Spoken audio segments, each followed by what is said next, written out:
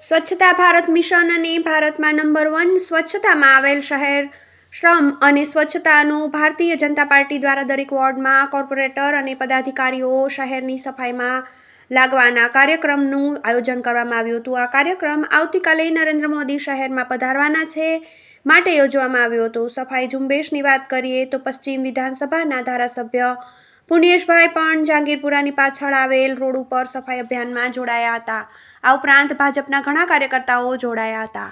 સૌથી પહેલા તો વિશ્વ નેતા અને હિન્દુસ્તાનના યશસ્વી પ્રધાનમંત્રી આદરણીય શ્રી નરેન્દ્રભાઈ મોદી સાહેબ સુરત મહાનગરમાં આવતીકાલે પધારનાર છે, ઉપસ્થિત થનાર છે। સુરતની પાવન ધરતી પર એમનું હાર્દિક સ્વાગત છે।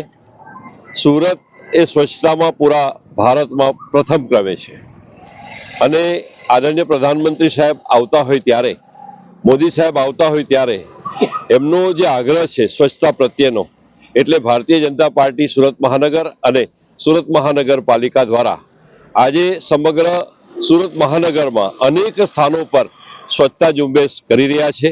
અનેક કાર્યકર્તાઓ આજે સ્વચ્છતા ઝુંબેશમાં લાગ્યા છે। ત્યારે આજે અહીં MVM સર્કલ જહાંગીરપુરા મુકામે અહીં સબ આગેવાનો આ સફાઈ ઝુંબેશમાં જોડાયા છે। Bureau report, GTV news, Surat.